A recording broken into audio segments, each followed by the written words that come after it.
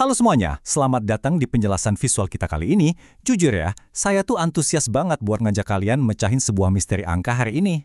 Dan tahu nggak apa yang paling seru? Kita bakal ngelakuin ini semua tanpa pakai jargon teknis atau istilah matematika yang bikin pusing.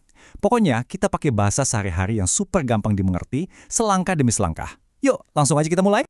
Pernah nggak sih kalian ngelihat soal matematika yang dari luar tuh kelihatannya aduh super ribet, padahal cara ngejawabnya ternyata sepele banget? Saya yakin banget deh, kita semua pasti pernah merasa cheat duluan pas ngelihat simbol-simbol matematika resmi. Rasanya kayak lagi baca bahasa alien kan? Tapi tenang aja, kita di sini justru mau ngebongkar rahasia itu. Di balik tampilannya yang lumayan serem, seringkali ada logika dasar yang super ramah buat pemula. Bagian 1. Mengenal teka-teki. Investigasi kita dimulai dari sini. Nah, coba perhatikan misteri dari soal Olimpiade Matematika ini. Sekilas aja ngelihat deretan huruf kayak N, A, B, C, terus ada angka-angka kecil yang melayang di atas alias pangkat, wajar banget kalau bikin pusing. Buat sebagian orang, ini emang kelihatan intimidatif banget. Tapi, pegang janji saya ya, kita bakal nerjemahin seluruh teks ini ke bahasa manusia sehari-hari. Kita nggak akan pakai bahasa buku cetak yang kaku dan membosankan itu. Lanjut ke bagian 2, membedah petunjuk. Kita bakal fokus pada contoh yang dikasih. Oke, disinilah letak keseruannya. Kita bisa banget ngubah aturan rumit tadi jadi super simple. Simbol N, A, B, C itu, percaya atau enggak, sebenarnya cuma nanya gini. Berapa banyak kelipatan dari angka yang pertama yang hidup di antara angka kedua dan angka ketiga? Udah, beneran itu doang. Kita sama sekali nggak perlu pusing mikirin istilah berat kayak pertidaksamaan apalagi variabel. Bayangin aja kalian lagi nyari barang tertentu yang kejepit di antara dua tembok pembatas. Gampang kan? Biar makin kebayang, kita langsung praktekin pemahaman baru ini ke petunjuk contoh yang ada di soal tadi. Di situ tertulis N, 3, 5, 10. Maksudnya apa? Ya, ini cuma berarti kita lagi nyari kelipatan angka 3 yang posisinya benar-benar nyempil di dalam batas angka 5 dan 10. Coba deh kakek intuisi kalian sebentar. Angka kelipatan 3 tuh apa aja sih? Ada 3, 6, 9, 12, dan seterusnya kan? Nah, dari deretan itu, mana yang posisinya pas masuk di antara batas 5 dan 10? Jawabannya cuma ada 2 angka. Kenapa? Ya karena dari daftar kelipatan 3 tadi, cuma angka 6 dan 9 aja yang lebih besar dari 5, tapi masih lebih kecil dari 10. Kalau angka 3 ya kekecilan, kalau 12 kebesaran. Sangat masuk akal banget kan? Sampai di sini kita udah paham banget nih sama aturan mainnya. Sekarang masuk ke bagian 3, menyederhanakan angka besar. Waktunya kita hadapin raja terakhirnya. Perbandingan ini benar-benar nunjukin apa yang lagi kita hadapin. Coba lihat yang di sebelah kiri, itu petunjuk sederhana kita tadi. Terus lihat yang di kanan, nah ini masalah aslinya. N 6 pangkat 3, 6 pangkat 4, 6 pangkat 6. Percaya deh, polanya tuh persis 100%. Ini masalah yang sama banget, cuma angkanya aja yang diperbesar. Berarti, tugas kita sekarang adalah nyari berapa banyak sih kelipatan dari 6 pangkat 3 yang posisinya nyempil di antara 6 pangkat 4 dan 6 pangkat 6. Oke, kita pelan-pelan sedikit di bagian ini, karena ini kunci utamanya. Gak usah anggap ini sebagai rumus aljabar yang bikin sakit kepala. Kita ubah pertanyaannya jadi, ada berapa banyak sih kelompok 6 pangkat 3 yang muat ke dalam batas awal dan batas akhir kita? Langkah pertama, kita cek batas bawah kita dulu, yaitu 6 pangkat 4.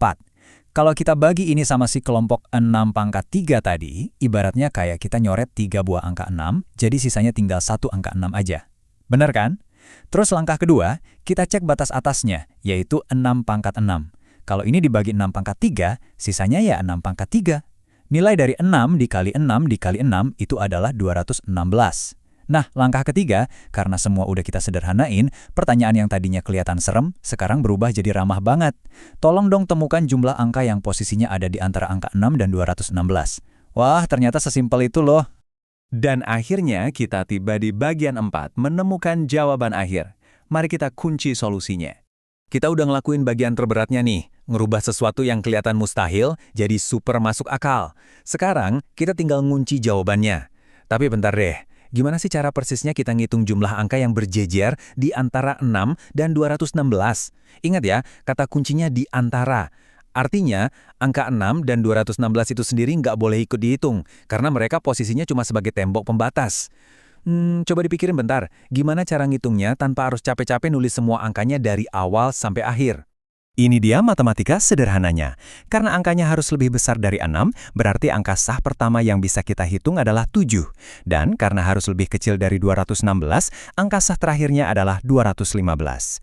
Terus, buat tahu ada berapa banyak angkanya, dari 7 sampai 215, kita tinggal kurangin aja batas atas yang sah, yaitu 215, dikurangi batas bawah yang sah, yaitu 7. Tapi hati-hati, karena angka 7 itu sendiri ikutan kita hitung sebagai salah satu kandidat yang sah, kita harus nambahin angka 1 di akhir rumus tadi.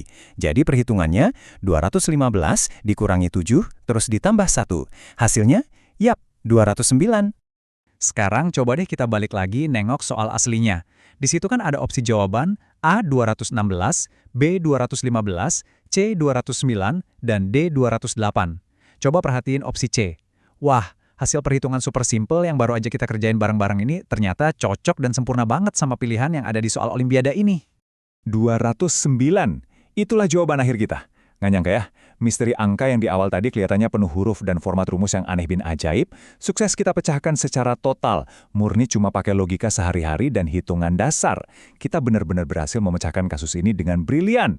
Sebagai penutup nih, saya pengen kalian ingat dan renungin satu pesan ini. Matematika yang rumit seringkali cuma matematika sederhana yang lagi pakai topeng penyamaran. Beneran deh, jangan pernah biarin simbol-simbol aneh atau istilah teknis matiin rasa penasaran kalian. Kalau kita berani ngupas topengnya dan mahamin konsep dasarnya kayak yang baru aja kita buktiin bareng-bareng, hal yang kelihatan mustahil tuh bakal jadi gampang banget buat dicerna. Nah, ini ninggalin satu pertanyaan menarik buat kita semua. Kalau soal level Olimpiade aja bisa kita taklukkan cuma pakai logika dasar, rahasia matematika apa lagi nih yang lagi sembunyi di sekitar kalian, yang nunggu banget buat kalian bongkar? Terima kasih ya udah nemenin saya ngobrol di sini, dan sampai jumpa di pembahasan seru kita berikutnya.